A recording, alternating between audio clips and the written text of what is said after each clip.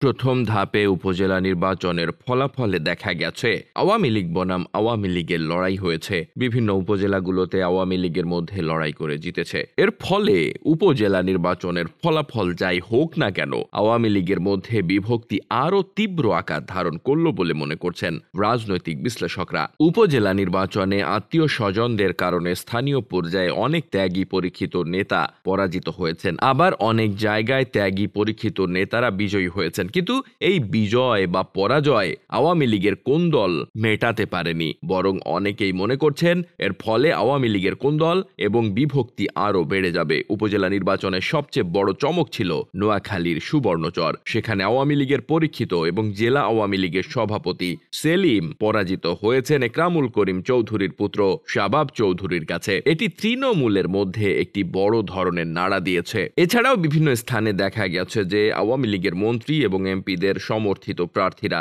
পরাজিত হয়েছেন।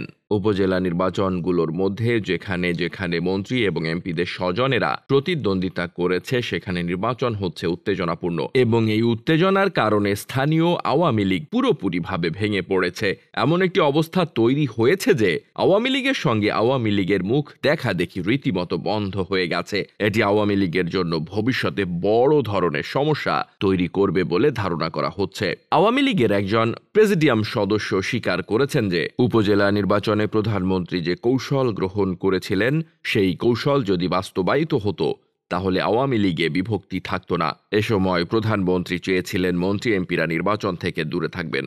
তৃণমূলের নেতারা যে যার মতো করে নির্বাচন করবেন এবং শান্তিপূর্ণ নির্বাচনের মাধ্যমে জনগণ যাকে ভোট দেবে তিনি বিজয়ী হবেন। কিন্তু সমস্যা দেখা দেয় মন্ত্রী এমপিদের ভূমিকা। মন্ত্রী এমপিরা তাদের আত্মীয় স্বজন অথবা নিজস্ব লোককে জেতানোর জন্য শুরু থেকেই নির্বাচনে প্রভাব বিস্তার শুরু করেন। অনেক জায়গায় তারা এমন পরিস্থিতি তৈরি করেন যে আওয়ামী লীগের অন্য প্রার্থীরা নির্বাচনে প্রচারণার জন্য সুযোগ পাচ্ছিলেন না। কিন্তু শেষ পর্যন্ত এই সমস্ত উপজেলাগুলোতে আতঙ্ক ছড়িয়ে পড়ে এবং ভোটার উপস্থিতি কম হয়। তার চেয়েও বড় কথা হলো এই ধরনের অবস্থান গ্রহণের ফলে আওয়ামী লীগের মধ্যে দুটি পক্ষ হয়ে গেছে এবং তারা একে অন্যের বিরুদ্ধে সাঁড়াশি আক্রমণের ঘটনাও ঘটিয়েছে কোথাও কোথাও। উপজেলা নির্বাচনের পর বেশ কয়েকটি জায়গায় সহিংসতার ঘটনাও ঘটেছে বলে খবর পাওয়া যায়।